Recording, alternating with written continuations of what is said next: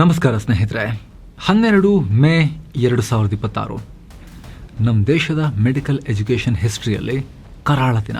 ಒಂದಲ್ಲ ಎರಡಲ್ಲ, ಬರೋಬ್ಬರಿ 23 ಲಕ್ಷ ಸ್ಟೂಡೆಂಟ್ಸ್, 23 ಲಕ್ಷ ವಿದ್ಯಾರ್ಥಿಗಳು ಹಗಲು ರಾತ್ರಿ ನಿದ್ದೆ ಬಿಟ್ಟು ವರ್ಷಗಟ್ಟಲೆ ಕಷ್ಟಪಟ್ಟು ಓದಿದ್ದ ನೀಟ್ UG ಎಕ್ಸಾಮ್ ಒಂದೇ ಒಂದು ನೋಟಿಸ್ನಿಂದ ಕ್ಯಾನ್ಸಲ್ ಆಗಿದೆ. ಕಾರಣ ಅದೇ ಹಳೆ ರೋಗ ನಮ್ಮ ಸಿಸ್ಟಮ್ಗೆ, ಪೇಪರ್ ಲೀಕ್. ಸ್ಟೂಡೆಂಟ್ಸ್ ಫ್ಯೂಚರ್ ಜೊತೆಗೆ NTA ಆಡ್ತಿರೋ ಈ ಚೆಲ್ಲಾಟಕ್ಕೆ ಕೊನೆ ಇಲ್ವಾ ಅಂತ ಇಡೀ ದೇಶ ಕೇಳ್ತಾ ಇದೆ. ಇದಕ್ಕಿಂತ ದೊಡ್ಡ ಶಾಕಿಂಗ್ ವಿಚಾರ ಏನು ಗೊತ್ತಾ? ಈ ಪೇಪರ್ ಲೀಕ್ ದಂಧೆಯನ್ನು ಪರ್ಮನೆಂಟ್ ಆಗಿ ತಡೆಯೋಕೆ ಅಂತಲೇ ಇದೇ ಮೋದಿ ಸರ್ಕಾರ ಇಸ್ರೋ ಮಾಜಿ ಅಧ್ಯಕ್ಷರ ಲೀಡರ್ಶಿಪ್ನಲ್ಲಿ ಒಂದು ಕಮಿಟಿಯನ್ನು ಮಾಡಿತ್ತು ಲಾಸ್ಟ್ ಟೈಮ್ ಲೀಕ್ ಆದಾಗ. ಆದರೆ ಕಮಿಟಿ ಕೊಟ್ಟಿದ್ದ ಸಂಜೀವಿನಿ ರಿಪೋರ್ಟ್ ಇವತ್ತು ಸರ್ಕಾರಿ ಆಫೀಸ್ ಕಬರ್ಡ್ನಲ್ಲಿ ಧೂಳು ಹಿಡಿತಾ ಕೂತ್ಕೊಂಡಿದೆ. ಯಾಕಂದ್ರೆ ಅದನ್ನಿನ್ನೂ ಜಾರಿ ಮಾಡಿಲ್ಲ. ಪೇಪರ್ ಲೀಕ್ ಮತ್ತೆ ಆಗಿದೆ. ಈ ಮಾಫಿಯಾ ನೆಟ್ವರ್ಕ್ ಎಲ್ಲೆಲ್ಲಿ ಹಬ್ಬಿದೆ. ಭ್ರಷ್ಟಾಚಾರ ಮಾಡಕ್ಕೆ ಬಿಡಲ್ಲ ಅಂತ ಹೇಳುವಂತಹ ಪ್ರಧಾನಮಂತ್ರಿ ನರೇಂದ್ರ ಮೋದಿ ಅವರ ಸರ್ಕಾರ ಯಾಕೆ ಈಗ 2 ವರ್ಷದ ಗ್ಯಾಪ್ನಲ್ಲಿ ಇನ್ನೊಂದು ಬಾರಿ ಪೇಪರ್ ಲೀಕ್ ಆಗಿ ಸಮಸ್ಯೆ ಆಗ್ತಿದೆಯಲ್ಲ ರಾಷ್ಟ್ರ ಮಟ್ಟದಲ್ಲಿ ಇಷ್ಟು ದೊಡ್ಡ ಪ್ರಮಾಣದ ವಿದ್ಯಾರ್ಥಿಗಳಿಗೆ? ಯಾಕೆ ಅವ್ರ ಕೈಲಿ ಯಾಕೆ ಇದನ್ನು ತಡಲಿಕ್ಕೆ ಆಗ್ತಾ ಇಲ್ಲ? ಗೆಸ್ ಪೇಪರ್ ಹೆಸರಲ್ಲಿ ಅಸಲಿ ಲೀಕ್ ಆ PGಯಲ್ಲಿ ನಡೆದಿದ್ದೇನೋ? ಎಸ್, ಮೊದಲಿಗೆ ಲೀಕ್ ಆಪರೇಷನ್ ಯಾವ ತರ ನಡೀತು ಅಂತ ಕ್ವಿಕ್ ಆಗಿ ನೋಡ್ಬಿಡೋಣ. ಮೇ 3, 2026 ಇಡೀ ದೇಶದಲ್ಲಿ 106 ಕನಸು ಕಟ್ಕೊಂಡಿದ್ದ ಲಕ್ಷಾಂತರ ಮಕ್ಕಳು ತುಂಬಾ ಆಸೆಯಿಂದ ನೀಟ್ ಎಕ್ಸಾಮ್ ಬರೆದ್ರು. ದುಡ್ಡಿರೋರು ಕೋಟಿಗಟ್ಟಲೆ ಸೀಟಿಗೆ ದುಡ್ಡು ಕೊಡೋಕೆ ರೆಡಿ ಇರೋರು, ನೀಟಲ್ಲಿ ಅವ್ರಿಗೆ ಏನು ಮಾರ್ಕ್ಸ್ ಬಂದರೂ ಕೂಡ ಪರವಾಗಿಲ್ಲ, ಅವರು ಬೇಕಾಗಿದ್ದ ಕಾಲೇಜಲ್ಲಿ ಬೇಕಾದಷ್ಟು ಫೀಸನ್ನು ಕೋಟಿಗಟ್ಟಲೆ ಸುರಿದು ಬಿಟ್ಟು ಬೇಕಾಗಿರೋ ಸೀಟ್ ತಗೊಳ್ತಾರೆ. ಆದರೆ ರಿಸಲ್ಟ್ ಮೇಲೆ ತುಂಬ ಡಿಪೆಂಡ್ ಆಗಿರೋದು ಬಡವರು, ಮಧ್ಯಮ ವರ್ಗದ ಮಕ್ಕಳು.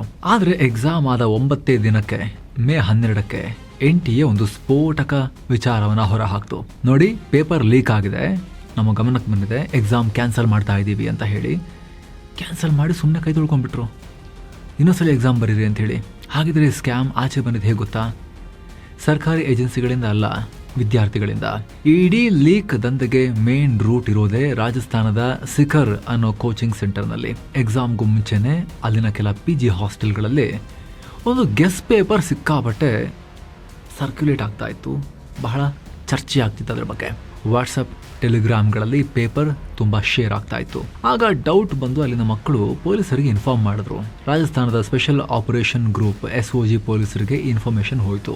ರಾಜಸ್ಥಾನ್ ಪೊಲೀಸರು ಇದ್ಯಾವುದಿದು ಗೆಸ್ ಪೇಪರ್ ಅಂತ ಬೆನ್ನತ್ತಿ ಹೋದಾಗ ಈ ಪೇಪರ್ ಲೀಕ್ ದಂಧೆ ಓಪನ್ ಆಯಿತು. ಅದರಲ್ಲೂ ಕೇರಳದಲ್ಲಿ ಓದ್ತಾ ಇದ್ದ ಒಬ್ಬ MBBS ಸ್ಟೂಡೆಂಟ್ ತನ್ನ ಅಪ್ಪನಿಗೆ ಒಂದು ಕೈ ಬರಹದ ಕ್ವಶನ್ ಪೇಪರ್ ಕಳಿಸಿದ. ಆತನ ಅಪ್ಪ ಇದೇ ಸಿಕರ್ನಲ್ಲಿ ಒಂದು PG ಹಾಸ್ಟೆಲ್ ನಡೆಸ್ತಾ ಇದ್ದ.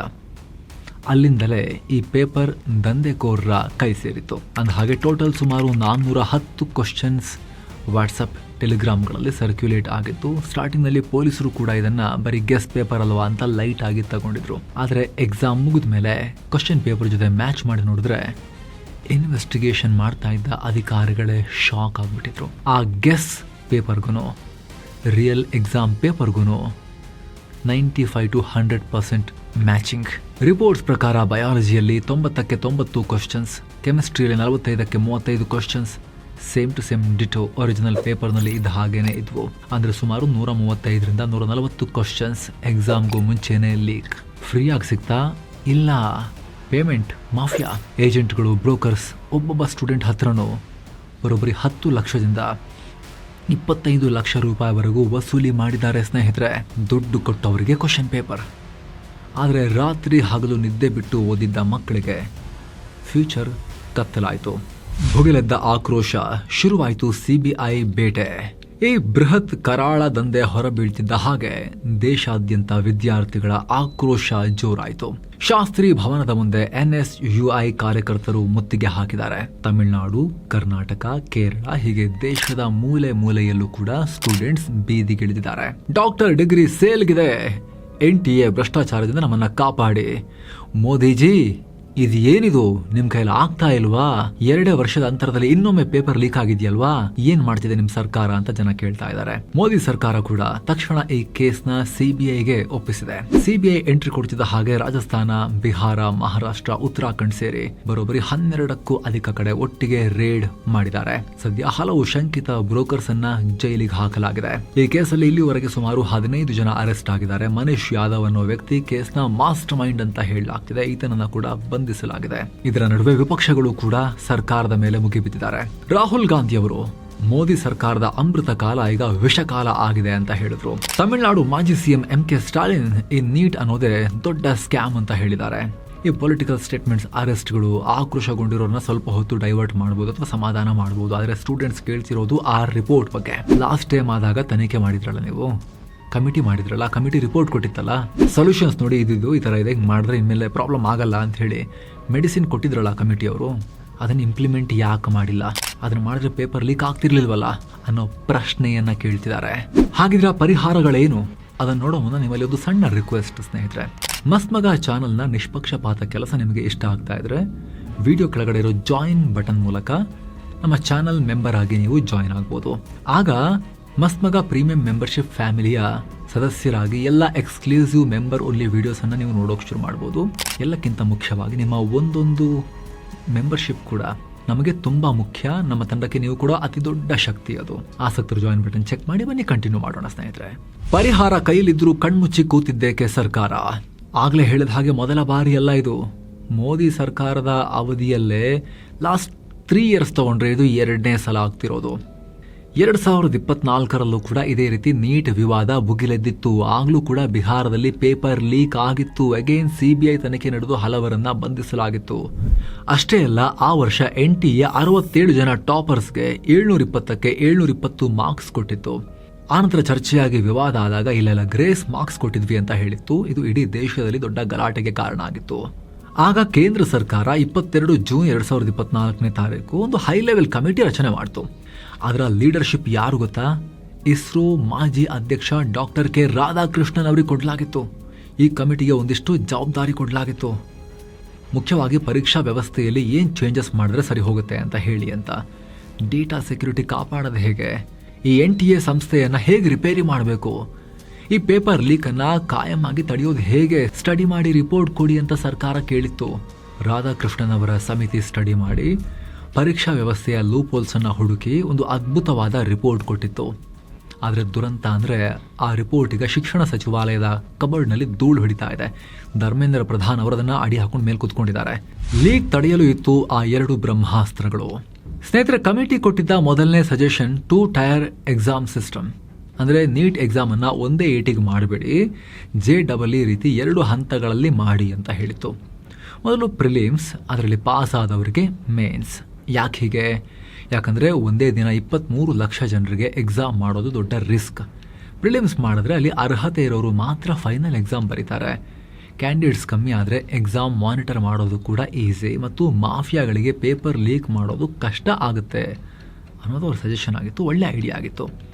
ಇನ್ನು ಕಮಿಟಿ ಕೊಟ್ಟಿದ್ದ 2ನೇ ಹಾಗೂ ಅತಿ ಮುಖ್ಯವಾದ ಸಜೆಷನ್ ಅಂದರೆ ಹೈಬ್ರಿಡ್ ಮಾಡೆಲ್ ಆಫ್ ಎಕ್ಸಾಮ್. ಏನಿದು? ಕಾಮನ್ ಆಗಿ ಪೇಪರ್ ಲೀಕ್ ಆಗೋದು ಎಲ್ಲಿ ಹೇಳಿ? ಒಂದು ಪ್ರಿಂಟಿಂಗ್ ಪ್ರೆಸ್ನಲ್ಲಿ, ಇಲ್ಲ ಅಂದರೆ ಅದನ್ನು ಲಾರಿಗಳಲ್ಲಿ ಎಕ್ಸಾಮ್ ಸೆಂಟರ್ಗೆ ಸಾಗಿಸುವಾಗ ಅಲ್ವಾ?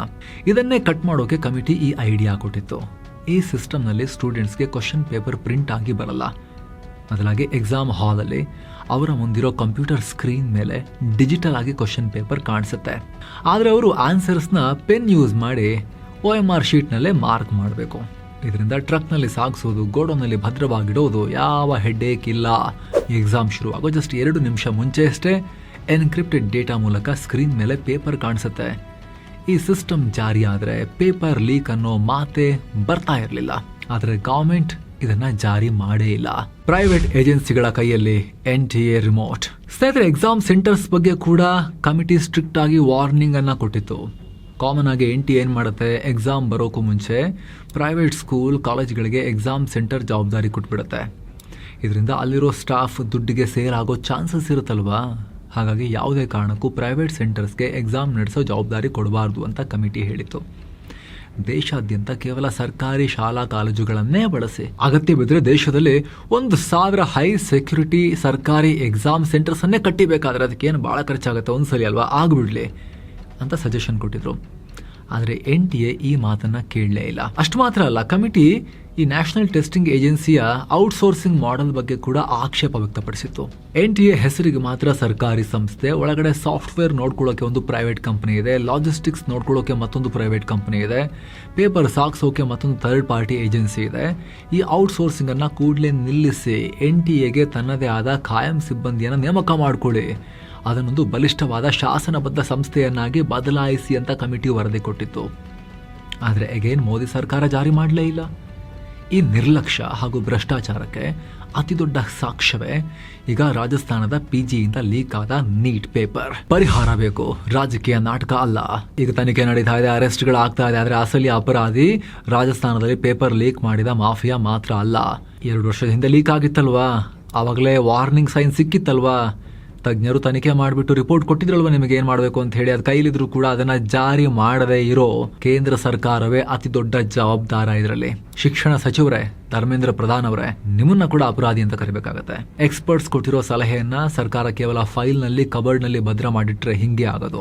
ಈಗಲಾದ್ರೂ ಕೂಡ ಬುದ್ಧಿ ಕಲಿತಾರೆ. ಈಗ ಏನ್ ಮಾಡಕ್ಕಾಗಲ್ಲ, ಈಗ ಎಕ್ಸಾಮ್ ಮಾಡಲೇಬೇಕು. ಲೀಕ್ ಆಗಿರೋ ಪೇಪರ್ದು ಅದನ್ನ ಕ್ರಮ ತಗೊಂಡು ಎಕ್ಸಾಮ್ ಕ್ಯಾನ್ಸಲ್ ಮಾಡಿಲ್ಲ ಅಂತ ಹೇಳಿದ್ರೆ ಕಾಪಿ ಹೊಡೆದವರು, ಕ್ವಶನ್ ಪೇಪರ್ ಆಲ್ರೆಡಿ ಸಿಕ್ಕಿದವರು ಚೆನ್ನಾಗಿ ಮಾರ್ಕ್ಸ್ ತೆಗೆದ್ಮೇಲೆ ಹೋಗ್ತಾರೆ. ನ್ಯಾಯವಾಗಿ ಓದೋರಿಗೆ ಅನ್ಯಾಯ ಆಗುತ್ತೆ. ಇವಾಗ ಬೇರೆ ದಾರಿಲ್ಲ, ಎಕ್ಸಾಮ್ ಆಗಲೇಬೇಕು. ಆದರೆ ಈ ಥರ ರಿಪೀಟ್ ಆಗದಿರಂಗೆ, ಎಕ್ಸಾಮಿಗೆ ಹೋಗದೆ ಇರಂಗೆ, ಪೇಪರ್ ಲೀಕ್ ಆಗದೆ ಇರಂಗೆ ಇವಾಗಲಾದರೂ ಕೂಡ ಬುದ್ಧಿ ಕಲಿತೀರಾ, ಜಾರಿಗೆ ತರ್ತೀರಾ ಕಮಿಟಿ ಶಿಫಾರಸುಗಳನ್ನು. UPSC ಆಗುತ್ತಲ್ಲ, ಓಕೆ, ಇಷ್ಟು ಸ್ಕೇಲ್ ಇಲ್ಲ ಅದ್ರದ್ದು. ವರ್ಷ ಒಂದು 6-7 ಲಕ್ಷ ಜನ ವಿದ್ಯಾರ್ಥಿಗಳು ಪ್ರಿಲಿಮ್ಸ್ ಬರಿಬೋದು. ಸ್ಟಿಲ್ ಲಾರ್ಜ್ ಸ್ಕೇಲೇ ಅಲ್ವಾ. ಒಂದು ಬಾರಿ ಕೂಡ ಅದ್ರದ್ದು ಇಶ್ಯೂ ಆಗಲ್ವಲ್ಲ ದೇಶದಲ್ಲಿ.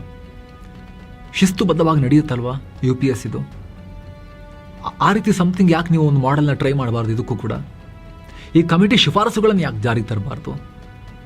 ಇದರ ಬಗ್ಗೆ ಕೂಡಲೇ ಸರ್ಕಾರ ಅಲರ್ಟ್ ಆಗಬೇಕು. ಸನ್ಮಾನ್ಯ ವಿಪಕ್ಷದ ನಾಯಕ ರಾಹುಲ್ ಗಾಂಧಿ 2 ದಿನ ಪೋಸ್ಟ್ ಹಾಕ್ತಾರೆ. ಇದೊಂದು ಅವಕಾಶ ಅಲ್ವಾ ಕೇಂದ್ರ ಸರ್ಕಾರದ ವಿರುದ್ಧ, ಮೋದಿ ಸರ್ಕಾರದ ವಿರುದ್ಧ ಪ್ರತಿಪಕ್ಷವಾಗಿ ಕರೆಕ್ಟಾಗಿ ಫೈಟ್ ಮಾಡೋಕ್ಕೆ. ಇದರಿಂದ ಇವ್ರಿಗೆ ರಾಜಕೀಯವಾಗಿಯೂ ಹೆಲ್ಪ್ ಆಗುತ್ತೆ, ಇವರಿಗೆ ಪ್ರತಿಪಕ್ಷಗಳಿಗೆ ವಿದ್ಯಾರ್ಥಿಗಳ ಪರವಾಗಿ ಧ್ವನಿ ಎತ್ತದಂಗೂ ಆಗುತ್ತೆ, ಸರ್ಕಾರಕ್ಕೆ ಪ್ರೆಷರ್ ತಂದಂಗೂ ಆಗುತ್ತೆ. ಮಾಡ್ತಾರಾ? ಯಾವ ಹೋಪ್ ಇಲ್ಲ. ಲಾಸ್ಟ್ ಟೈಮ್ ಕೂಡ ಭಾಳ ಮಾಡಿಲ್ಲ, ಇವಾಗಲೂ ಕೂಡ 2 ದಿವಸ ಪೋಸ್ಟ್ ಹಾಕ್ತಾ ಇರೋದು ಇದು, ಆಮೇಲೆ ಬಾಯಿ ಮುಚ್ಕೊಂಡು ಸುಮ್ಮನಿರ್ತಾರೆ. ನಿಜವಾದ ಪ್ರತಿಪಕ್ಷ ಆದರೆ ಧ್ವನಿ ಎತ್ತಿ ಕಠಿಣ ಶಬ್ದಗಳಲ್ಲಿ ಕೇಳಿ ಬಗ್ಸಿ ಸರ್ಕಾರವನ್ನು. ಧರ್ಮೇಂದ್ರ ಪ್ರಧಾನ್ ರಾಜೀನಾಮೆ ಕೊಡೋ ತನಕ ಬಿಡಬೇಡಿ ನೀವು. ನಿಮ್ಗೆ ಆ ತಾಕತ್ತಿದೆಯಲ್ಲ, ಆಲ್ ಇಂಡಿಯಾ ಪಾರ್ಟಿ ಅಲ್ವಾ, ಮಾಡಿ. ಇವಾಗ ತೋರಿಸಿ ಪ್ರತಿಪಕ್ಷನ. ಬಹಳ ಬೇಸರದ ವಿಚಾರ. ವಿದ್ಯಾರ್ಥಿಗಳಿಗೆ ಮುಂಚೆನೇ ಸಿಕ್ಕಾಪಟ್ಟೆ ಸಮಸ್ಯೆ ಇದೆ, ಅದ್ರ ನಡುವೆ ಇವ್ರದೊಂದು ನೆಟ್ಟಿಗೆ ಯೋಗ್ಯತೆ ಇಲ್ಲ ಎಕ್ಸಾಮ್ ನಡೆಸೋಕ್ಕೆ. KPSC, ಈ NTA ಬ್ಯಾಕ್ ಟು ಬ್ಯಾಕ್ ಇಂಥದ್ದೇ ಇಶ್ಯೂ. UPSC ಇದೊಂದು ಪ್ರಾಬ್ಲಮ್ ಇಲ್ಲ ಸದ್ಯಕ್ಕೆ, ಅದೊಂದು ದೊಡ್ಡ ಉಪಕಾರ ನಮ್ಮ ವಿದ್ಯಾರ್ಥಿಗಳಿಗೆ. ಅಲ್ಲೂ ಆಗ್ಬಿಟ್ಟಿದ್ರೆ ಏನು ಮಾಡಬೇಕಾಗಿತ್ತು? ಇವಾಗಲಾದರೂ ಕೂಡ ಸರಿ ಮಾಡಬೇಕು. ಇದನ್ನು ಬಿಡಬಾರ್ದು, ಇಲ್ಲಿಗೆ ಬಿಡಬಾರ್ದು. ಲಾಜಿಕಲ್ ಎಂಡ್ ತಗೊಂಡು ಹೋಗಬೇಕು ಇಶ್ಯೂನ. ಇದ್ರ ಬಗ್ಗೆ ನಿಮಗೆ ಅನಿಸುತ್ತೆ ಮಿಸ್ ಇಲ್ಲದೆ ಕಾಮೆಂಟ್ ಮಾಡಿ ತಿಳಿಸಿ ಸ್ನೇಹಿತರೆ. ಹಾಗೆ ಒಂದು ಕ್ವಿಕ್ ರಿಮೈಂಡರ್, ಆಗಲೇ ಹೇಳಿದ ಮಸ್ತ್ ಮಗ ಚಾನಲ್ಗೆ ಮೆಂಬರ್ ಆಗೋ ವಿಡಿಯೋ ಕೆಳಗಿರೋ ಜಾಯಿನ್ ಬಟನ್ ಮೂಲಕ ನೀವು ಜಾಯಿನ್ ಆಗ್ಬೋದು. ಚಾನಲ್ ಮೆಂಬರ್ ಆಗಿ ಎಲ್ಲ ಮೆಂಬರ್ ಓನ್ಲಿ ವೀಡಿಯೋಸನ್ನು ನೋಡೋಕೆ ಶುರು ಮಾಡ್ಬೋದು. ಎಲ್ಲಕ್ಕಿಂತ ಹೆಚ್ಚಾಗಿ ನಿಮ್ಮ ಒಂದೊಂದು ಮೆಂಬರ್ಶಿಪ್ ಕೂಡ ನಮಗೆ ನೀವು ಕೊಡೋ ಅತಿ ದೊಡ್ಡ ಶಕ್ತಿ. ಆಸಕ್ತರು ಚೆಕ್ ಮಾಡಿ. Thank you so much. ಮತ್ತೆ ಭೇಟಿ ಆಗ್ತಿರೋಣ. ನಮಸ್ಕಾರ.